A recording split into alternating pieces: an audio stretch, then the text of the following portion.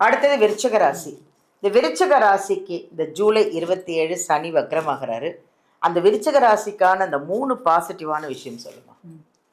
அதாவது விருச்சிக ராசிக்காரர்களுக்கு சனி வந்து 3 4 கூடையவர். இப்போ பாருங்க 5ஆம் இடத்துல இருக்கார்.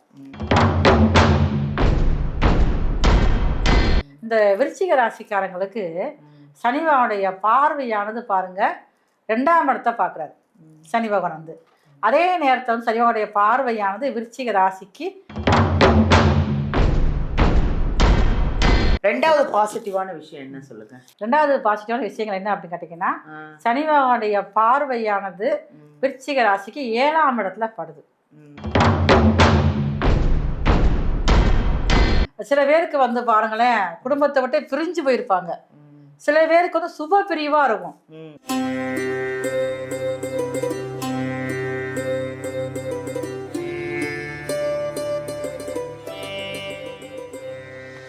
எல்லாருக்கும் வணக்கம். நான் தாங்க உங்கள் பாலாம்பிகா.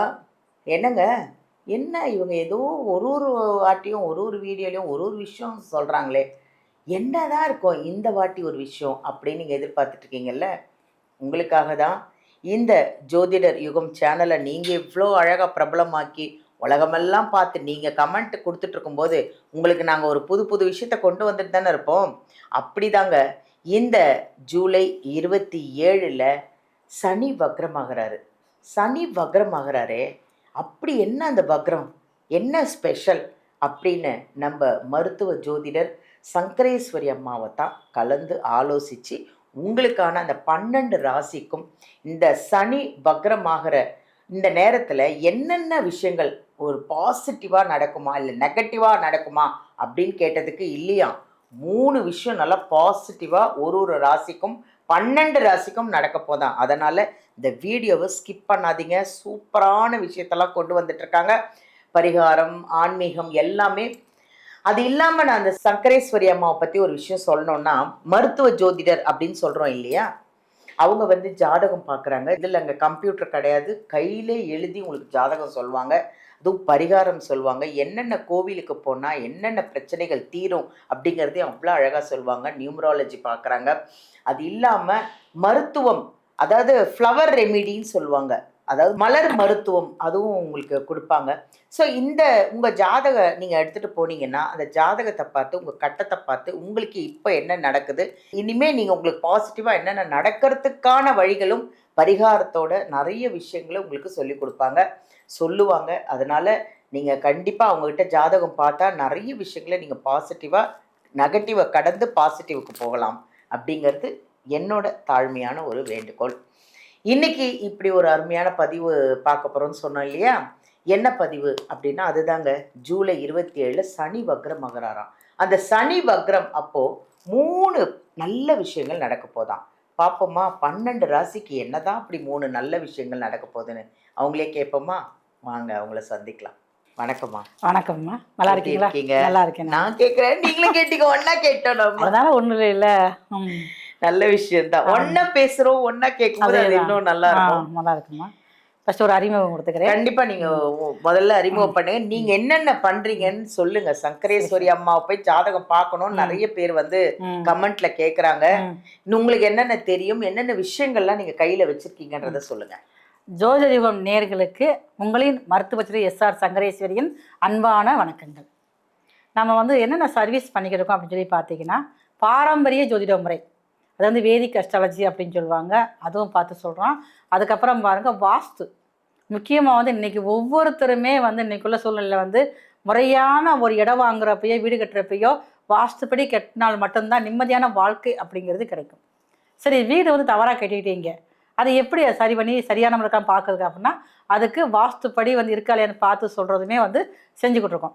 அதே நேரங்களில் பாருங்க, நம்மளுடைய அப்பா அம்மா வச்ச பேரை வந்து நம்மளால் மாற்ற முடியாது. ஆனால் நம்மளுடைய ராசிப்படி இருக்கா அப்படிங்கிற விஷயங்கள் தெரியாது. நியூமராலஜி படி எண்கணித எப்படி இருக்கான்னு தெரியாது. அப்போ அந்த பேரில் சிறிதளவு கரெக்ஷன் சொல்லி ஒரு மாற்றத்தை கொண்டு வரதும் பாருங்க, நியூமராலஜி ராஜநிலைப்படி வந்து அந்த பெயர் மாற்றமும் செஞ்சு கொடுத்துக்கிட்டு இருக்கோம். Very good. அடுத்து பாருங்களேன், ஃபோன் நம்பர் இல்லாமல் வாழ்க்கையே இல்லை. எங்கே வேணாலும் நம்பர் இருக்குது. நம்மளே பாருங்க ஒரு நம்பரில் தான் பிறந்திருப்போம் தேதியில் வந்து. இப்போ ஃபோன் நம்பர் மூலமாக ஒரு சிலருக்கு பார்த்தீங்கன்னா அந்த ஃபோன் நம்பர் வாங்கினோட தான் பிரச்சனையே ஆரம்பிச்சிருக்கும். ஒவ்வொருத்தருக்கும் அந்த ஃபோன் நம்பர் வந்த விட்டு தான் அவங்களுடைய வாழ்க்கையில மிக உயரத்துக்கு போவாங்க. ஏன்னா ஃபோன் நம்பர் இல்லாமல் இன்னைக்கு எதுவுமே கிடையாது. Aadhaar card, bank passbook, cylinder எல்லாத்துக்கும் பாருங்க ஃபோன் நம்பர் தான். அப்போ அந்த ஃபோன் நம்பர் மூலமாக எப்படி உங்களுடைய வங்கியோட வரவு செலவு கணக்கை உயர்த்துறது, உங்க வாழ்க்கையில எப்படி சுபபரியங்களா செய்ய வைக்கிறது அப்படிங்கிறதும் பாருங்க உங்க ராசிக்கு ஏற்ற மாதிரி ஃபோன் நம்பரும் தேர்வு செஞ்சு கொடுக்குறோம். அதுக்கப்புறம் பாருங்க வாகன நம்பர், வண்டி நம்பர், உங்க ராசிக்கு ஏற்ற மாதிரி நம்பர் வந்து, அதுக்கப்புறம் வந்து ஏடிஎம் நம்பர் எல்லாமே ஏடிஎம் நம்பரும் மாற்றி தருவாங்க. கார் நம்பர் உங்களுக்கு லக்கியான நம்பர் தருவாங்க. ஃபோன் நம்பர் லக்கியான நம்பர் உங்களுக்கு ஃபோன் நம்பர் தருவாங்க.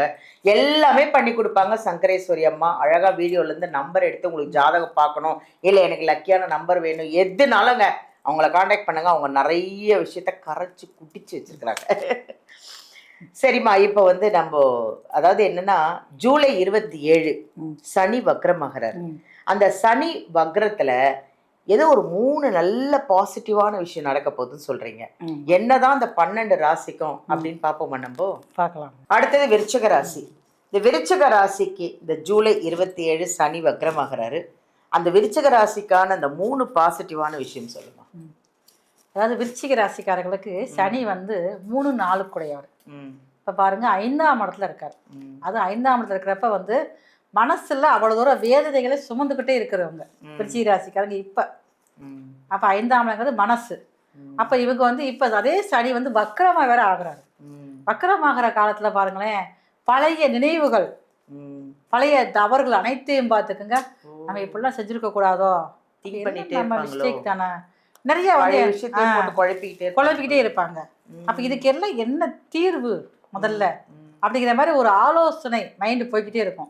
அப்ப இதனாலேயே பாருங்க ரொம்ப வந்து மனசு குழப்பத்துல இப்ப இருக்கக்கூடிய விருச்சிக ராசிக்காரங்க. ஆனா என்னதான் இருந்தாலும் செஞ்ச அதை வந்து மறக்க முடியாது. நிறைய பேர் மனசை வந்து காயப்படுத்திருப்பாங்க. அது விருச்சிக ராசியில பிறந்த பெண்களாக இருந்தாலும் அப்படித்தான். அதனால வந்து அதெல்லாம் இப்ப மாத்தக்கூடிய இன்னொரு வாய்ப்பு கிடைச்சா என்னால மாத்திக்கிறேன் நானு அப்படின்னு மனசளவுல ஒரு நினைப்போட தான் இருக்கக்கூடியவங்க.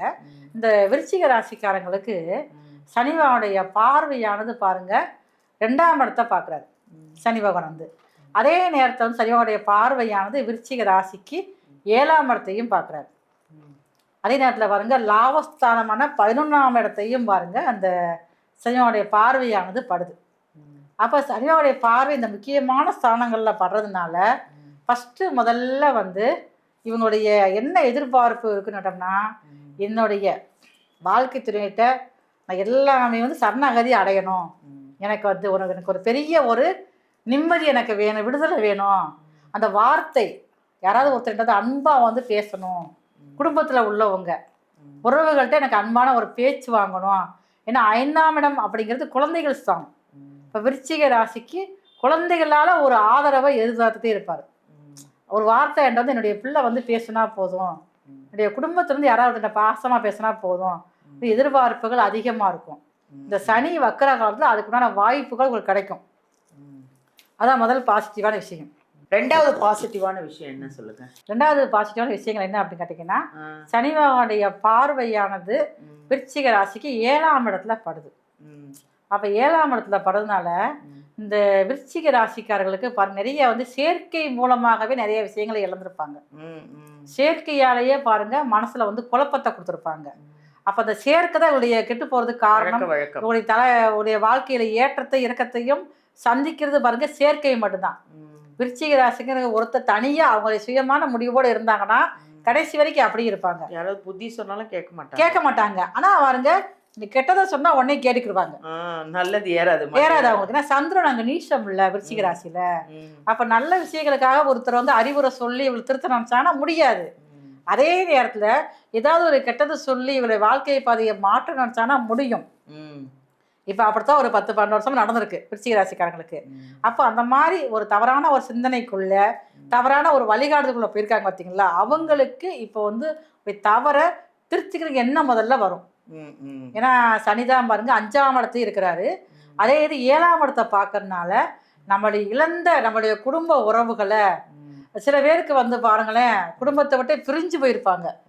சில பேருக்கு வந்து சுப பிரிவா இருக்கும், வேலை விஷயமாக வெளியிருக்கும், அந்த மாதிரி அமைப்பெல்லாம் இருக்கும். ஆமா, அது இருந்தால் ரொம்ப வந்து பெஸ்டா இருக்கும். அப்படி இருக்கிறவங்க கூட இந்த காலகட்டத்தில் குடும்பத்தோடு வந்து சேர்ந்து இருக்கக்கூடிய அமைப்பு வந்து இந்த விருச்சிக ராசிக்காரர்களுக்கு இருக்குது. 3வது என்னம்மா பாசிட்டிவான விஷயம்?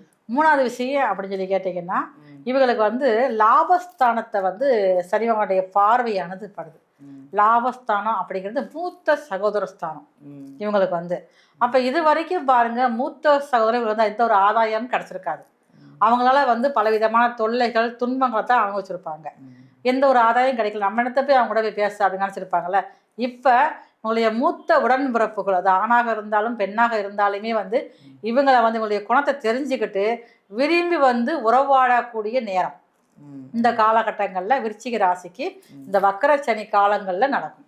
ஒன்றா வந்து சேர்றது வாய்ப்பு இருக்குது. எல்லா விஷயங்களும் பாசிட்டிவாக இருக்கு. அதற்குண்டான முயற்சிகள் எடுக்கும் போது ஆரம்பிப்பாங்க. சும்மா இருந்தால் நடக்காது, முயற்சிகளும் பண்ணுவாங்க. நம்ம சண்டை போட்டு அத்தை பிரிஞ்சு இருக்கலாம், இல்லை மனைவி கிட்ட பேசாமல் இருக்கலாம், கணவன் கிட்ட பேசாமல் இருக்கலாம். அதுக்கான முயற்சிகள்லாம் பண்ணீங்கன்னா இந்த சனி வக்ர நேரத்தில் அது கண்டிப்பாக நடக்கும் அப்படிங்கிறாங்க. அவங்களுக்கு என்ன பரிகாரம் சொல்லலாம்? அதாவது விருச்சிக ராசிக்காரர்களுக்கு பெரும்பாலும் பார்த்துக்கங்க, தோரம் பருப்பு சாதம்.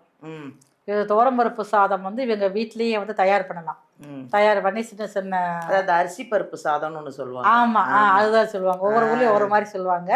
அதாவது தோரம்பருப்பு கண்டிப்பான முறையில் கலந்துருக்கணும். மற்ற பருப்பு இல்லாமல் தோரம்பருப்புன்னா அந்த விருச்சிக ராசிக்குரிய உணவு தோரம்பருப்பு, செவ்வாய்க்கு பிடிச்சது வேற. அப்போ அந்த பருப்பு சாதம் செஞ்சு இவங்க வந்து ஒரு பௌர்ணமி அன்னைக்கு வந்து பெருமாள் கோவிலில் வரக்கூடியவங்களுக்கு, இல்லை பெருமாள் கோவில் வாசலில் வந்து இருப்பாங்கல்ல ஒரு சிலர் வந்து அன்னதானம் கேட்பாங்கல்ல, அவங்களுக்கு இவங்க கையால் கொடுத்து, அது விருச்சிக ராசிக்காரர்களே பாருங்க, அவங்க கையால் கொடுத்து ஒரு தண்ணி பாட்டிலோட கொடுத்துருந்தாங்கன்னா இப்படிய கர்ம வினைகள் முதல்ல வந்து குறைய ஆரம்பிக்கும். ஏன்னா விருச்சிக ராசிக்கு 5ஆம் இடத்துல சனி இருக்கிறாரு. அப்போ வந்து முற்பிறவியில் செஞ்ச கர்மா இப்போ தான் அனுபவிச்சுக்கிட்டு இருக்காரு. இப்போ ஒரு 10-14 வருஷமா அப்படி தான் போய்கிட்டு இருக்கோம். அந்த கர்ம வினைகளோட தாக்கத்தை வந்து குறைக்கிறதுக்காக இந்த வக்கரச்சனி காலங்களில் தோரம்பருப்பு சாதம் வந்து கொடுக்க சொல்றது. அது கொடுக்கும்போது அந்த இது குறையும். ஆமாம், தோஷம், நெகட்டிவான தோஷங்கள்லாம் குறைய ஆரம்பிக்கும். நன்றிம்மா, ரொம்ப நல்ல அருமையான ஒரு விஷயம். தோரம்பருப்பு வீட்டில் எல்லார் வீட்லேயும் இருக்கும். கண்டிப்பாக அந்த தோரம்பருப்பு சாதம் வந்து நீங்கள் தானமாக கொடுத்தா அவ்வளோ நல்லது அப்படின்னாங்க. ஹாப்பியாக இருங்க, சந்தோஷமாக இருங்க. சங்கரேஸ்வரி அம்மாவும் நான் நேரில் பார்க்கணும், ஜாதகம் எடுத்துகிட்டு போய் காமிக்கணும், எனக்கு அவ்வளோ பிரச்சனைகள் இருக்குது அப்படின்னு நீங்கள் முடிவு பண்ணிங்கன்னா வீடியோலேருந்து நம்பர் எடுத்து மேடமை காண்டாக்ட் பண்ணுங்கள். நீங்கள் நேர்லேயும் சந்திக்கலாம், ஆன்லைன்லேயும் பார்க்குறாங்க அவங்க. சப்போஸ் நான் நேரில் போக முடியல, பார்க்க முடியலன்னா நீங்கள் ஆன்லைன்லேயும் வாட்ஸ்அப்லேயும் உங்களை தொடர்பு கொள்ளலாம். உங்களோட ஜாதகம் கணிச்சு உங்களுக்கான எல்லா விஷயங்களும் அவங்க கரெக்டாக சொல்லி உங்களை ஃபாலோ பண்ணிப்பாங்க. நன்றி.